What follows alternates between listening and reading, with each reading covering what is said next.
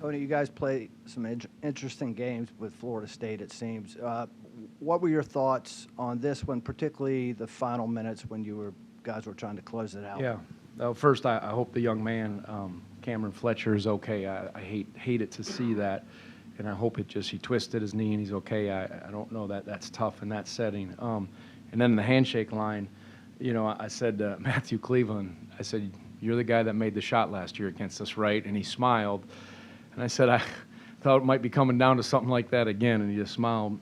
You're right. The games against them, we hard-fought first half. It's conference play, and Florida State played Purdue really tough. Purdue just went inside to their big kid, the 7'4" young man. I think it's Edey.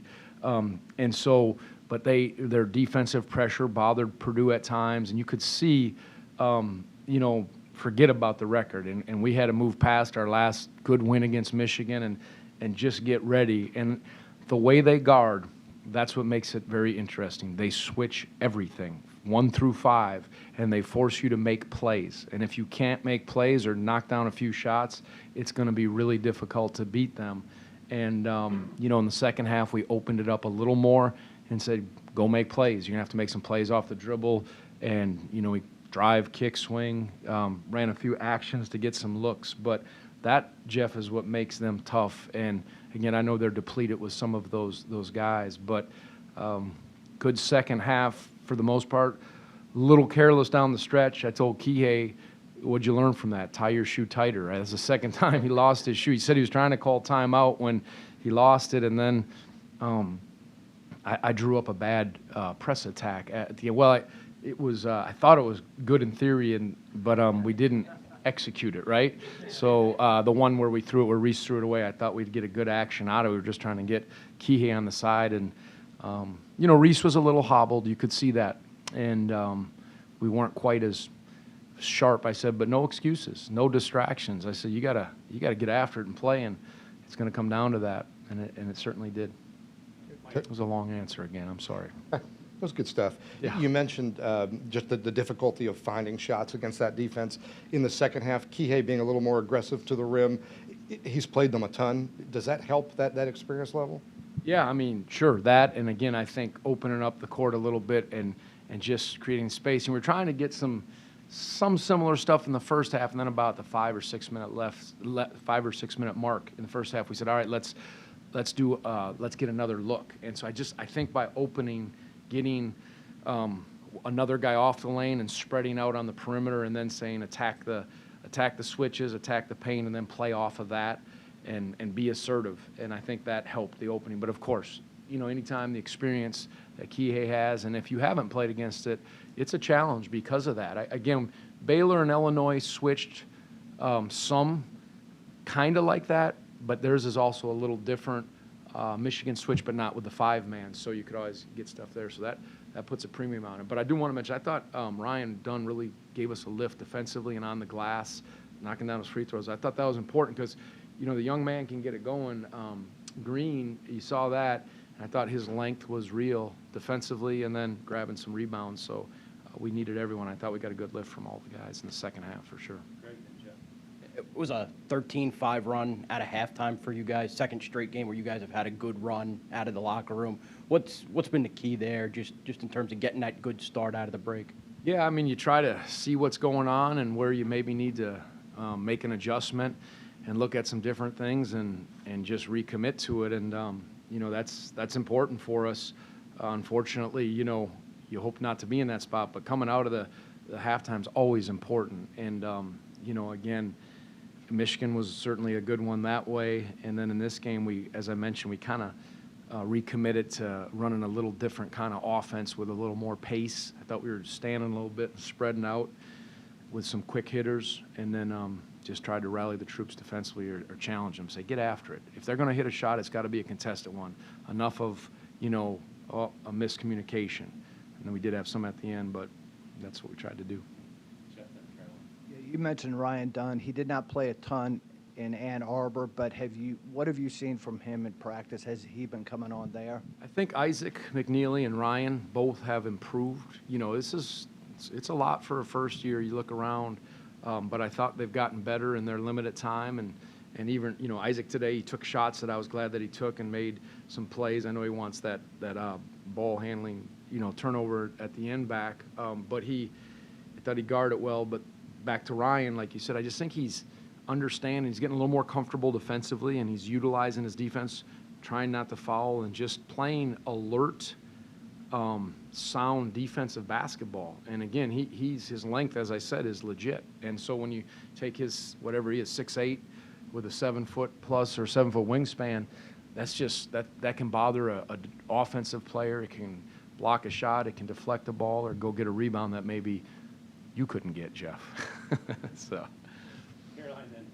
Hopefully not too much in the same vein, but with just 7 games in for also Ben, have you been pleasantly surprised with the way you've seen the first years and Ben play defensively and pick up? Yep. I thought Ben had a good second half. First half, he was a little bit sluggish, I thought. I thought we were a bit sluggish first half, partly credit to Florida State. But no, Ben's a connector. He understands the game, whether he needs to score something in the post, grab a rebound, just his mind, that being in, he hadn't played Florida State, but being in so many games and understanding that is a valuable asset for us. And I think, with Ben and those guys I mentioned, I think that's good. They've been doing a good job. Hey, Tony, you guys have rocketed up the polls, up to number 3. Everyone's talking about you. That can be pretty heady stuff, especially for young kids. Did you sense any complacency today? And if you did, does the way this game went kind of solve that problem? I don't think so. I think I don't want to say it's insignificant. It's significant to get off to a good start and play good basketball in the games we have, but the number's the number. There's so much basketball left, and there's such, we were in fights at Michigan, Baylor, Illinois. I mean, those games, our first game against North Carolina Central, I mean, those are battles. And this game here, we aren't the kind of team that is just going to, dominate you and think we can show up and just win. If we do, that would be surprising to me. And, the message was, walk in the way we should go today. Just walk in the right way, our way, how we have to play. And excuses or distractions, injuries, sickness. We had some guys banged up, and you could see that. Being tired, whatever the case, those are distractions. A ranking or, they beat us last year, we got to get revenge. That's what Florida State. None of that stuff matters. What matters is how you practice, then you step onto the court in the game, and all the other stuff is fluff. It's what you do between the lines. It's you, your opponent, and the officials. That's what it is. And nothing else matters. And everybody gets all hyped. Oh, I showed our guys a cool video Jack Salt sent me. It was really good. It was a story about the plank, and it just is about normalizing what you got to do and not getting caught up. That's what I think our best teams have done. And sure, they're young and they hear stuff, but it's our job to say, this is about playing and get ready as we can and prepare for a heck of a JMU team. They can score, and they're good, and they took it to us last year, and we'll have to be ready. I get that. Coach, Caden had 4 blocks, 6 rebounds, also had 4 fouls tonight. But what are you seeing from him defensively, sort of as that sort of shot blocker who can provide that role?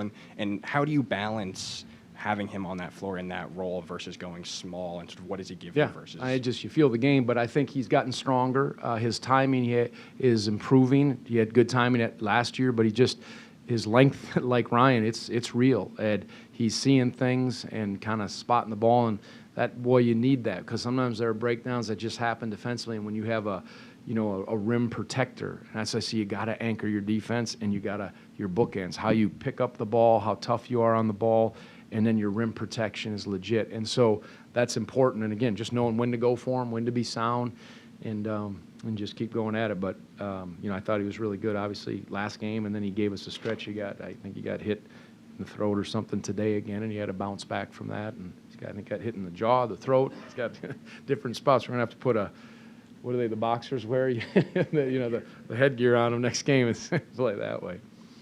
All right, Gene and then Doug. Tony, to go 15 of 18 from the line in the second half in a game that was just physical, just what kind of composure does that take, and how impressive is that? Yeah, no, it was. Again, they're physical. Leonard does obviously a good job. He's been doing it for a while, and all the games with Florida State, and usually conference play it steps up a notch in terms of physicality and intensity, and you know they played well and coming in here kind of with a fresh start. And same with us, it was going to be that way. But yeah, these games come down to making some plays, knocking down free throws at the right times, hitting a big shot, getting a big stop, a block shot, or an offensive rebound. I thought Jaden did a good job grabbing some offensive rebounds. He had 5, if I'm not mistaken. Is that right, or 4? So those are the kind of things you need, but definitely having composure and stepping them up and knocking them down when you step up there in that setting. We try to put those guys in as many spots like that as possible in practice. Yeah, it was 60 to 57. Reese makes the 2 free throws. Talk about his poise, Yeah. how it's grown over his time here. He's an upperclassman now, and that's, I mean, really, you look at it, and he's now in his third year of playing a lot, and it's good. The Michigan game, the first half, he was terrific, kept us in it, made some plays, and he was hobbling, as you could see, but I don't know any other way.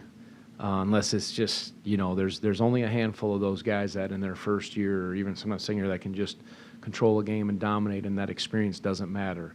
Experience matters, certainly, and I think Reese and Kihei, but Reese's experience in many games and the work that he put in has certainly shown.